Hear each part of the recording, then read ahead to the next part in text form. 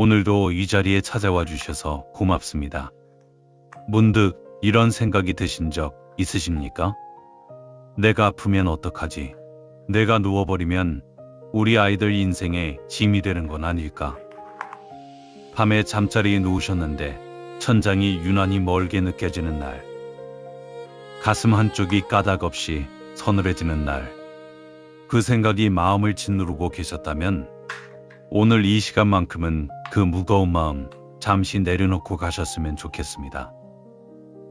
자식을 사랑하는 부모의 마음 중에서 가장 깊고 가장 아픈 마음.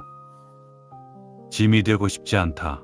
오늘은 그 마음에 대해 부처님께서 들려주신 이야기 한 자락을 함께 나누어 보려 합니다. 천천히 깊은 숨 한번 내쉬시고 편안한 마음으로 들어주세요. 서울 변두리의 어느 작은 아파트. 이른두리 되신 어머니 한 분이 계셨습니다.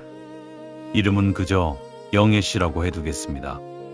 남편을 먼저 떠나보내신 지 7년. 혼자 사신 지도 그만큼이 흘렀습니다. 자식은 둘, 큰아들은 부산에서 회사를 다니고 작은 딸은 서울에서 두 아이를 키우며 워킹맘으로 바쁘게 살아갑니다. 영애 씨는 매일 아침 5시면 눈이 떠집니다. 잠이 많지 않으셔서가 아닙니다. 무릎이 시리고 어깨가 결려서 더 누워있을 수가 없으십니다. 천천히 일어나 밥 한 공기, 김치 한 보시기, 국 한 그릇. 혼자 드시는 아침상을 차리십니다. 그런데 며칠 전부터 어딘가 이상하셨습니다. 가슴이 두근거리고 계단을 오를 때 숨이 차오르고 어떤 날은 갑자기 어지러워서 주방 식탁을 붙잡고 한참을 서 계셨습니다. 병원에 가봐야 한다는 건 아십니다. 하지만 망설이셨습니다. 혹시 큰 병이면 어떡하지? 수술이라도 받아야 하면 누가 나를 돌봐줄까? 그 순간 영자 씨의 머릿속에 떠오른 건 자기 자신의 몸이 아니었습니다.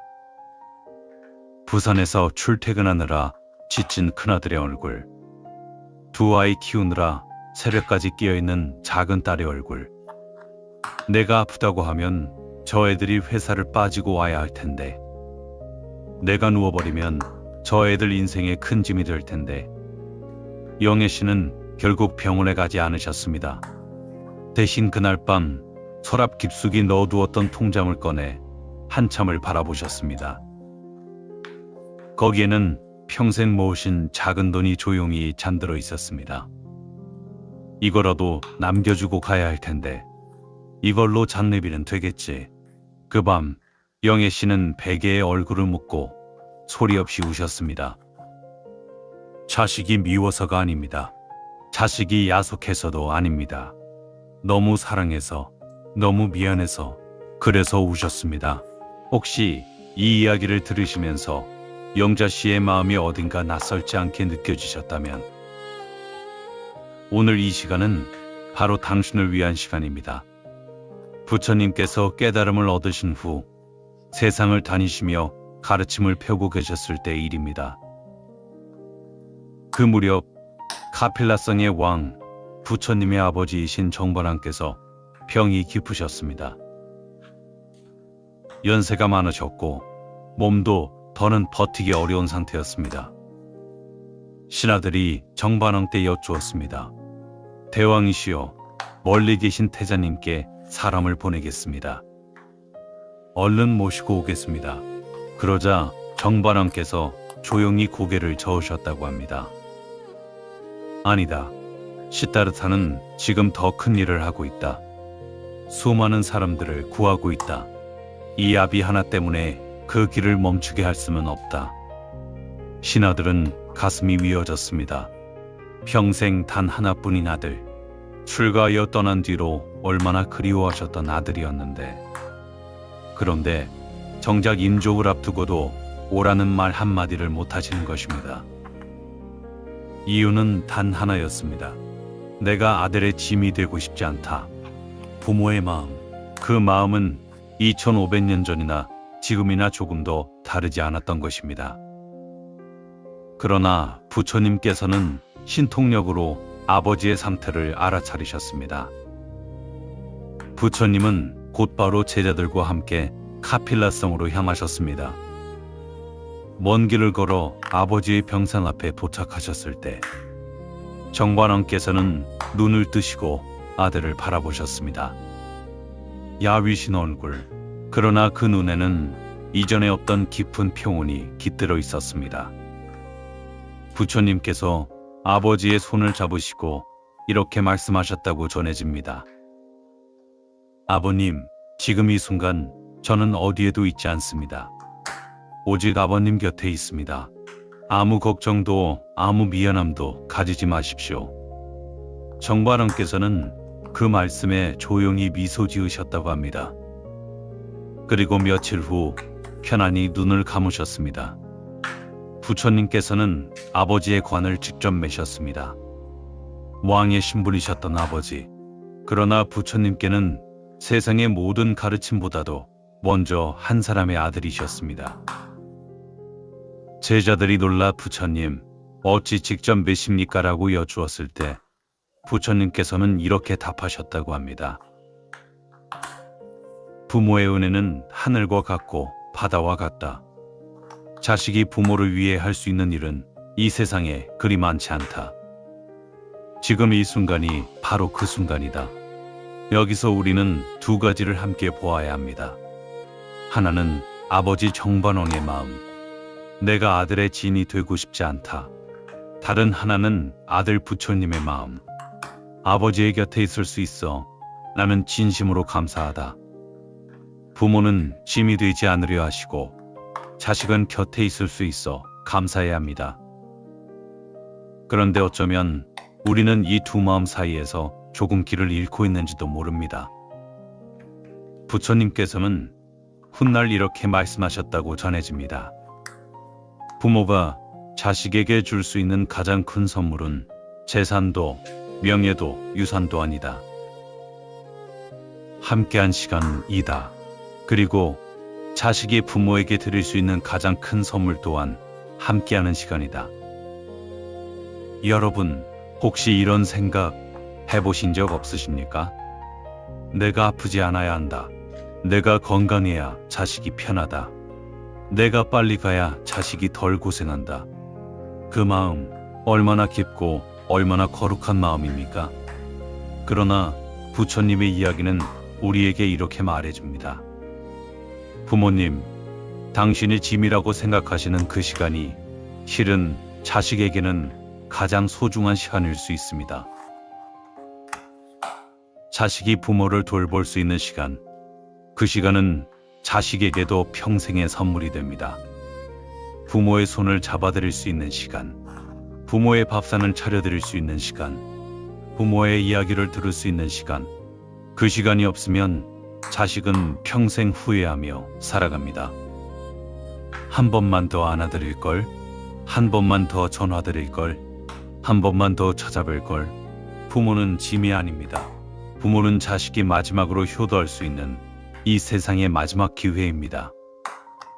그렇다면 오늘부터 우리는 어떻게 살아가면 좋을까요? 부처님의 이야기를 마음에 품고 네 가지를 함께 실천해 보시면 어떨까 합니다. 첫째, 몸이 보내는 신호를 더는 외면하지 마십시오. 가슴이 두근거리면 두근거린다고, 어지러우면 어지럽다고, 숨이 차면 숨이 차다고 자식에게 솔직히 말씀해 주세요. 엄마, 요즘 좀 이상해. 아빠, 어디가 좀 불편해. 그 한마디가 자식에게는 짐이 아니라 기회가 됩니다. 부모님을 돌볼 수 있는 기회, 부모님께 받은 사랑을 조금이라도 돌려드릴 수 있는 기회. 그 기회를 부디 빼앗지 말아 주십시오. 둘째, 매일 한 가지 스스로에게 작은 칭찬을 해주세요. 오늘도 잘 살아냈다. 오늘도 밥 한 끼 잘 차려 먹었다. 오늘도 자식에게 전화 한 통 잘 받았다. 부모님은 평생 자식을 위해 스스로를 칭찬해 본 적이 거의 없으십니다. 그러나 부처님께서는 말씀하셨습니다. 자기 자신에게도 자비를 베풀어야 한다. 자기 자신을 사랑하지 못하는 사람은 다른 사람도 진심으로 사랑할 수 없다는 뜻입니다. 오늘부터 거울 앞에 서실 때마다 이렇게 한마디 해주세요. 수고했다. 고맙다. 잘 살아왔다. 셋째, 자식에게 미안하다는 말 대신 고맙다는 말을 들려주세요. 부모님들께서는 자주 엄마가 미안해, 아빠가 못나서 미안하다, 이렇게 말씀하십니다. 그러나 자식이 정말 듣고 싶은 말은 미안하다가 아닙니다. 네가 있어줘서 고맙다. 내 덕분에 내가 살아간다. 너를 키운 게 내 인생의 가장 큰 복이다. 이 말 한마디가 자식의 평생을 지탱해주는 힘이 됩니다. 미안함은 자식에게 무거움을 남기지만 고마움은 자식에 대해 따뜻함을 남깁니다. 오늘 전화 한 통, 이 말 한마디부터 시작해보세요. 넷째, 함께하는 시간을 짐이라 생각하지 말아주십시오. 자식이 찾아오면 바쁜데 뭐하러 왔어라고 말씀하지 마세요. 대신 와줘서 고맙다. 얼굴 보니까 좋다. 이렇게 말씀해주세요. 자식이 음식을 사오면 이런 돈 아까운 거 뭐하러라고 말씀하지 마세요. 대신 내가 사다 준 게 제일 맛있다. 이렇게 말씀해주세요. 부처님의 아버지 정바람께서 마지막 순간 보여주신 미소. 그 미소가 부처님께 평생의 위로가 되었듯이 부모님의 미소가 자식에게는 평생의 등불이 됩니다. 오늘 이 이야기를 들으시며 어떤 마음이 스쳐가셨습니까? 내가 짐이 되고 싶지 않다. 그 마음 너무도 잘 압니다. 그 마음 너무도 깊고 거룩합니다.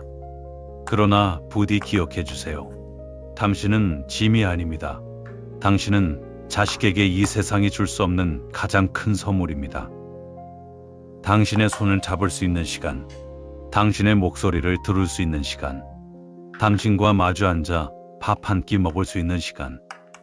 그 시간이 있어 자식은 살아갈 힘을 얻습니다. 그러니 부디 당신 자신을 조금만 더 사랑해 주세요.